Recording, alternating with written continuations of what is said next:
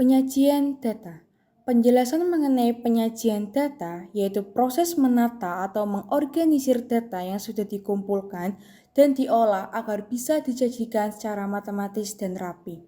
Tujuannya adalah supaya data tersebut mudah dipahami oleh pihak yang berkepentingan seperti manajer atau eksekutif, serta data tidak cukup hanya dikumpulkan dan diolah, tetapi juga harus disajikan dengan cara yang jelas dan mudah dimengerti untuk mendukung pengambilan keputusan.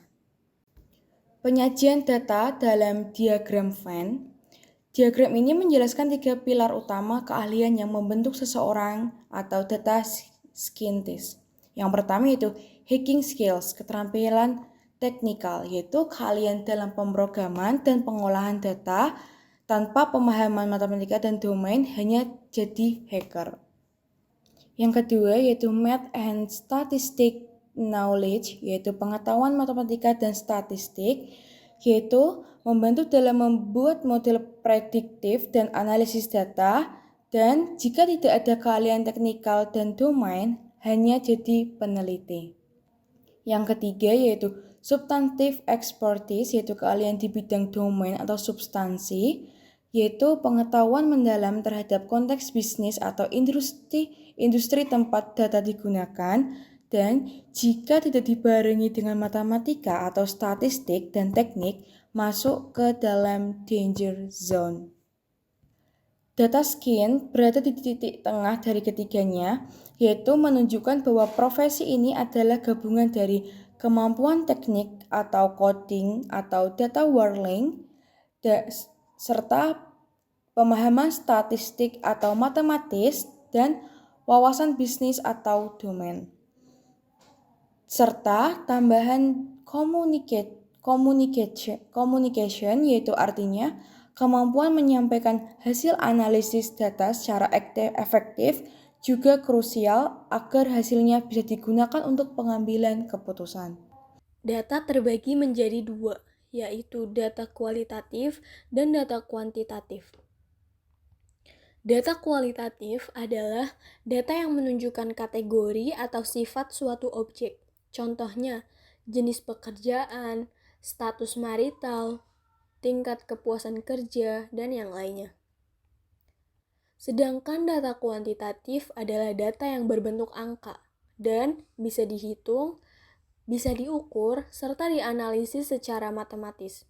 Contohnya, tinggi badan, berat badan, suhu, dan nilai ujian atau yang lainnya. Data kualitatif sendiri terbagi menjadi dua, yaitu data nominal dan data ordinal.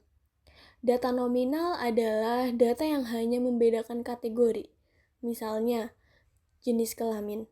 Kita tidak bisa bilang bahwa laki-laki lebih tinggi dari perempuan atau perempuan lebih tinggi dari laki-laki. Karena memang tidak ada urutannya, semua kategori punya kedudukan yang setara. Sedangkan data ordinal juga data kualitatif, tetapi ada urutan atau peringkat antar kategori. Meski begitu, jarak antar kategori tidak diketahui secara pasti. Data kuantitatif juga terbagi menjadi dua, yaitu data interval dan data rasio.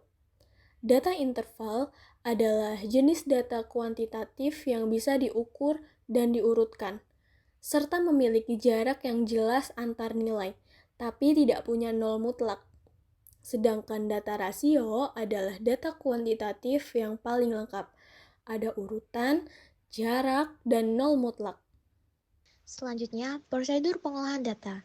Data bisa diklasifikasikan dari dua sudut pandang, yaitu berdasarkan parameter dan berdasarkan jumlah variabel. Berdasarkan parameter yang ada statistik dibagi menjadi dua, statistik parametrik dan statistik non-parametrik.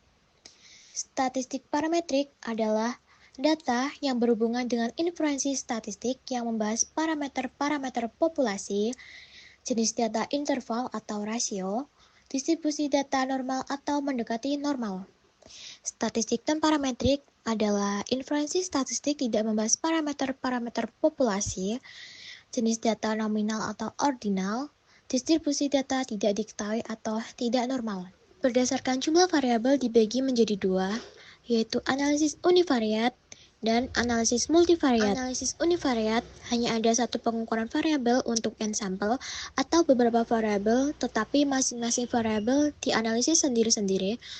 Contoh, korelasi motivasi dengan pencapaian akademik. Analisis multivariat adalah dua atau lebih pengukuran variabel untuk n sampel, di mana analisis antar variabel dilakukan bersamaan. Contohnya, pengaruh motivasi terhadap pencapaian akademik yang dipengaruhi oleh faktor latar belakang pendidikan manusia, faktor sosial ekonomi, dan faktor sekolah. Seperti yang terlihat pada diagram di atas, langkah pertama yang harus kita lakukan adalah mengidentifikasi terlebih dahulu jenis data yang kita gunakan.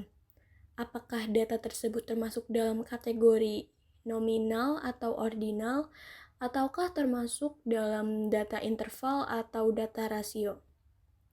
Nah, jika data yang digunakan adalah data nominal atau ordinal, maka kita menggunakan pendekatan statistik non-parametrik. Sedangkan jika data yang digunakan adalah data interval atau rasio, maka pendekatannya menggunakan statistik parametrik. Dengan begitu, langkah selanjutnya adalah melihat jumlah variabel. Apabila terdapat satu variabel, kita bisa menggunakan analisis unvarian, dan apabila terdapat dua atau lebih variabel menggunakan analisis multivarian. Jadi, dengan mengetahui jenis data, kita bisa menentukan apakah kita akan menggunakan statistik parametrik atau non-parametrik, dan pendekatan analisis seperti apa yang cocok. Jadi, di bagian ini kita akan membahas bagaimana cara menyajikan data dalam bentuk tabel, khususnya tabel tabulasi silang. Apa itu tabel? Tabel adalah salah satu cara menyajikan atau memberikan informasi secara rinci dan terstruktur. Tabel terdiri dari kolom dan baris. Kolom pertama biasanya berisi label kategori, misalnya nama wilayah, jenis kelamin, atau kategori usia. Kolom kedua hingga terakhir berisi frekuensi atau data yang sesuai dengan label tersebut. Sementara baris-baris di bawahnya berisi data aktual berdasarkan kolom-kolom tersebut. Pada contoh di bawah ini, kita bisa lihat tabel tabulasi silang, yaitu bentuk tabel yang memperlihatkan hubungan antara dua variabel. Kegunaan tabel tabulasi silang ini yaitu untuk membandingkan dan mengidentifikasi pola dalam dua variabel atau lebih. Kita bisa melihat misalnya apakah responden dari suatu wilayah itu cenderung memiliki pendapat yang berbeda dibandingkan wilayah lain.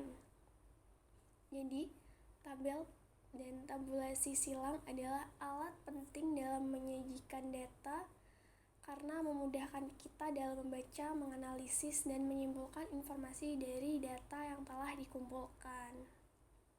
Selanjutnya, kita akan membahas mengenai membuat grafik. Grafik, seperti yang kita lihat, berfungsi untuk memberikan informasi secara benar dan cepat, meskipun tidak selalu mendetail. Ada beberapa syarat penting dalam pembuatan grafik yang baik. Pertama, adalah pemilihan sumbu, baik sumbu tegak maupun sumbu datar, kecuali untuk grafik lingkaran. Kedua, penetapan skala yang sesuai, bisa berupa skala biasa, logaritma, atau skala lainnya. Dan yang ketiga, ukuran grafik itu sendiri, yang sebaiknya tidak terlalu besar, tinggi, maupun pendek agar mudah dipahami. Di sisi kanan, kita juga dapat melihat beberapa jenis grafik yang umum digunakan. Di antaranya adalah grafik batang, grafik garis, grafik lingkaran, serta grafik interaksi. Grafik batang. Slide ini menyajikan grafik batang yang membandingkan total penduduk, jumlah perempuan, dan jumlah laki-laki di beberapa provinsi, yaitu DKI Jakarta, Jawa Barat, Jawa Tengah, Jawa Timur, Daerah Istimewa Yogyakarta, dan Banten. Tinggi batang merepresentasikan jumlah penduduk dalam skala jutaan. Selanjutnya adalah grafik garis. Grafik garis ini menampilkan tren penjualan laptop dan komputer selama periode Januari hingga Desember.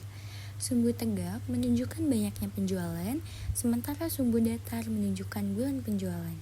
Selanjutnya adalah grafik lingkaran atau pie chart yang menyajikan statistik pengunjung website media kreatif pada tahun 2012. Setiap irisan menunjukkan proporsi pengunjung bulanan dengan persentase yang tertera pada masing-masing bagian.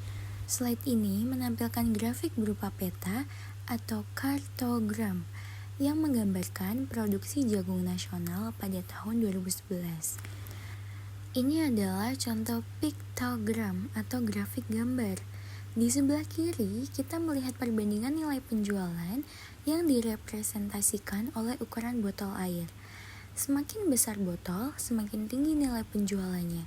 Di sebelah kanan, piktogram menunjukkan book collection in each library, di mana setiap ikon buku mewakili 1000 buku. Slide ini menyajikan piktogram yang menggambarkan US Population Census selama 1 dekade. Setiap ikon manusia mewakili 10 juta orang, sehingga kita dapat melihat perubahan populasi dari tahun 1910 hingga 2010 secara visual. Slide ini berjudul Formatting Plot MATLAB yang mengindikasikan topik pembahasan mengenai cara memformat plot atau grafik menggunakan perangkat lunak MATLAB. Selanjutnya, di slide ini menyajikan Indeks Demokrasi Indonesia atau ID tahun 2016 yang menunjukkan skor sebanyak 70,09, mengalami penurunan dibandingkan tahun 2015. ID dipengaruhi oleh 3 aspek demokrasi, yaitu kebebasan sipil, hak-hak politik, dan lembaga demokrasi. Grafik di bawahnya memperlihatkan perkembangan ID beserta ketiga aspek tersebut dari tahun 2009 hingga 2016. Kesimpulan dari semua penjelasan sebelumnya adalah penyajian data merupakan tahap penting setelah data dikumpulkan dan diolah, agar informasi yang dihasilkan mudah dipahami oleh pihak yang membutuhkan. Dalam prosesnya, terdapat 2 pendekatan statistik berdasarkan parameter. Statistik parametrik yang menggunakan data interval atau rasio dengan distribusi normal, dan statistik non-parametrik yang digunakan untuk data nominal atau ordinal dengan distribusi yang tidak diketahui. Berdasarkan jumlah variabel, analisis dibedakan menjadi univariat atau 1 variabel, dan multivariat atau 2 atau lebih variabel yang dianalisis bersamaan. Data dapat disajikan dalam bentuk tabel untuk memberikan informasi rinci melalui susunan kolom dan baris, serta tabulasi silang untuk melihat hubungan antar variabel. Selain itu, penyajian grafik menjadi cara visual yang tepat untuk memahami data, meskipun tidak serinci tabel. Grafik yang umum digunakan meliputi grafik batang, garis, lingkaran, interaktif, dan kartogram atau peta. Penyusunan grafik perlu memperhatikan pemilihan sumbu, skala, dan ukuran agar informatif dan efektif.